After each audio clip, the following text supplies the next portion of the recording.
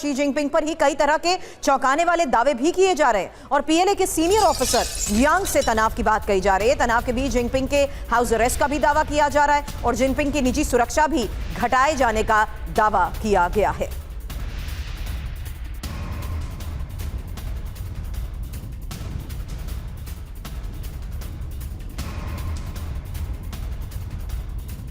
तो फिलहाल Xi Jinping पर किए जा रहे दावों के बीच ये एक और बहुत बड़ी खबर है, जहां जिनपिंग की निजी सुरक्षा भी घटाए जाने का दावा किया गया।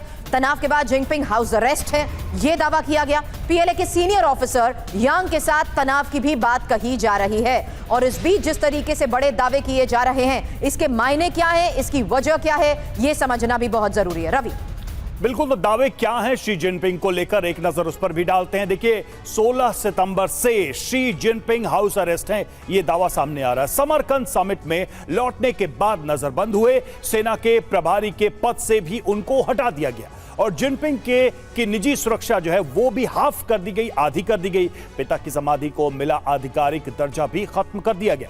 पीएलए के सीनियर ऑफिसर यांग से रिश्ते तनावपूर्ण उनके नजर आ रहे हैं। जिनपिंग पर जो दावे हैं उसके पीछे की वजह क्या है वो भी देखिए। पोलित ब्यूरो की बैठक से नदारद हैं, 15 दिन से सार्वजनिक कार्यक्रम में नहीं दिखे। ब्रिक्स शिखर सम्मेलन में भी वो नदारद रहे और 3 महीने में 3 बार लंबे समय के लिए वो गायब रहे।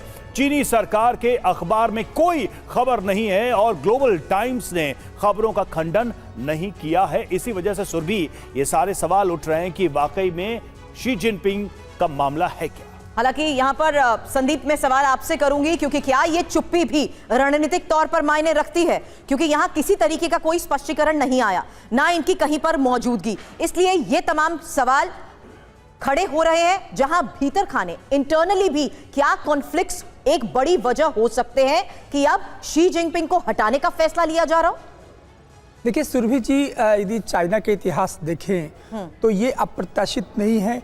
2012 से जब शी जिनपिंग सत्ता पे आते हैं और ये 2025 चला, 13 साल तक उन्होंने शासन किया और इस दौरान उनका जो सबसे बड़ा एक प्रोजेक्ट था BRI प्रोजेक्ट।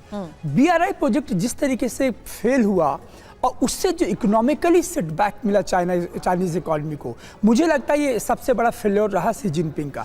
विस्तारवाद तो उनके नसों में, उनके खून में है, लेकिन वो विस्तारवाद यदि सेटबैक देता है, आप देखिए आज किस तरीके से चाइना जहाँ जहाँ, अफ्रीका को देखिए, आप सेंट्रल एशिया में देखिए, आप एशिया साउथ एशिया में देखिए कि उसको हर तरीके से एक डिटरेंस मिल रहा है, वो भी भारत की तरफ से।